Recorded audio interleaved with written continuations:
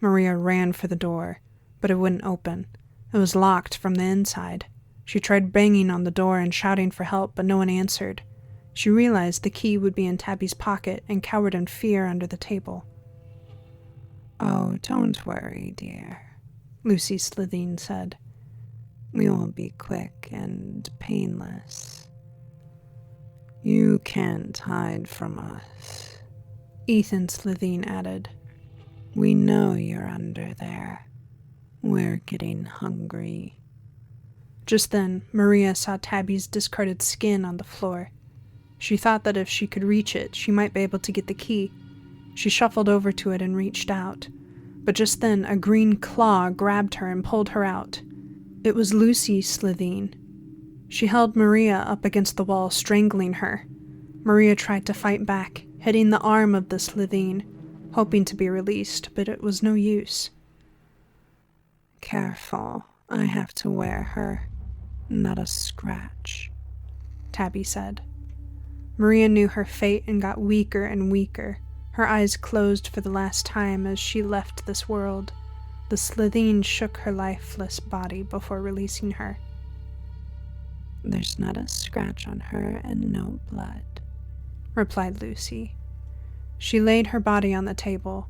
Lucy Slitheen got to work straight away. She dug her claws into Maria's forehead, separating her scalp.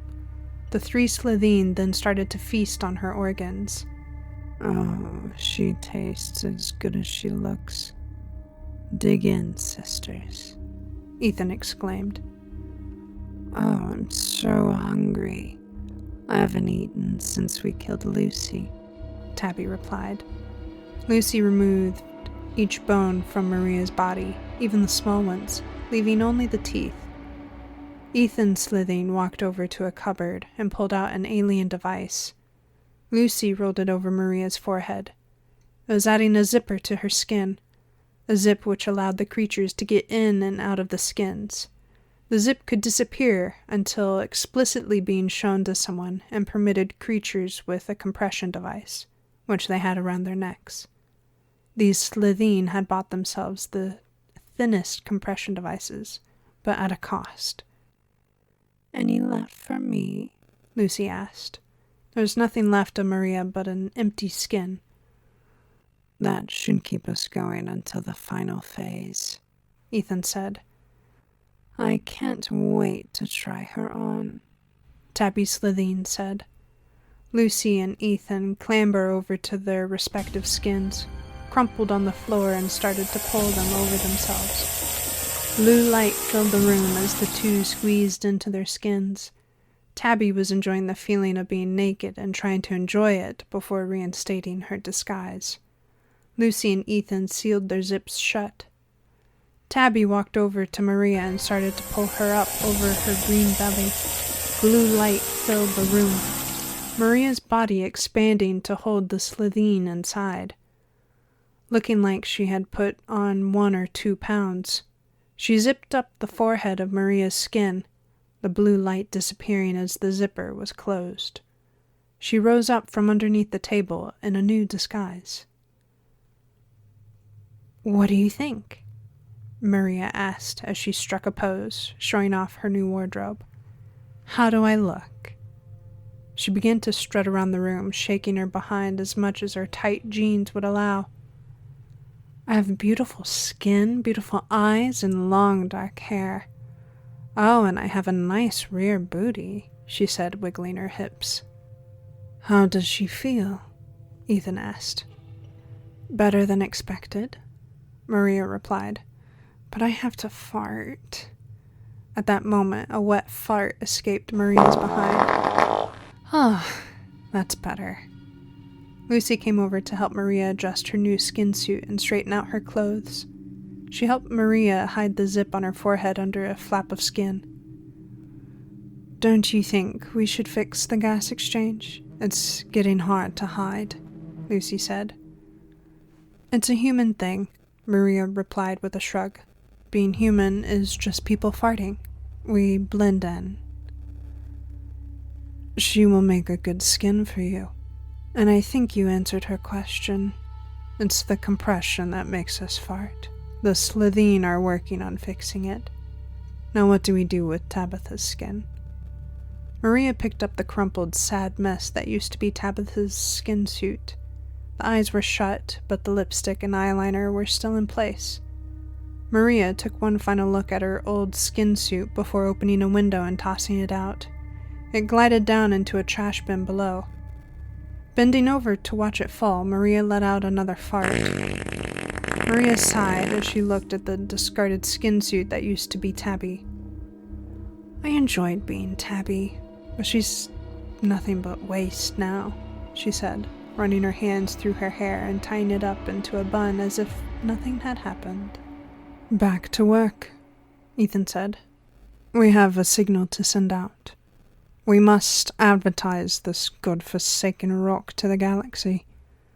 The three Slitheen left the office, walking through the halls in their skin suits and checking to make sure the area was empty. Right, it's clear. They're gone, Ethan said, satisfied. They headed into the elevator and went up to the top floor. They made their way through the maze of plastic sheeting to a room with a huge transmitter. It was capable of beaming a signal out to space, and it was what the engineers had been working on. Is the advertisement ready? Ethan asked. Yes, it's ready to broadcast, Lucy replied. Now we need to switch on the diversion. Tell Jakrasa that the signal is ready and that the buyers will come flocking to Earth, Ethan said. He walked over to a machine and pressed a button, bringing it to life. Maria entered a code to start the transmission. It should be broadcasting from the North Sea. They'll never think to look here, Maria said. The system loaded up and started pinging. The advert was live, and the sale was on. The three of them gathered to watch as the signal started broadcasting across the galaxy. And now we wait until we are summoned, Ethan said. Then we can finally be done with pretending to be human, Lucy added.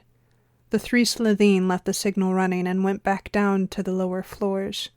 They knew their time at the radio station was coming to a close, and that the final phase was about to begin. But they couldn't resist the urge for one last hunt. It was in their blood, their instinct, so that night they plotted. The next day, the Slitheen were ready. Maria took the train to work, and no one around her noticed any difference in her behavior. The only difference was that she looked a little bigger, slightly fatter. She arrived at the office and sat at her usual desk, where Emma and Beth were already waiting. Good morning, Maria. What's it like being promoted? Emma asked. Oh, it's great. I've just come to clear my desk. I'm moving to Ethan's office, Maria replied. At that moment, a wet fart ripped through her arse. Oh, excuse me. I went for a celebratory curry last night, Maria said, trying to play it off. Oh, now you're farting.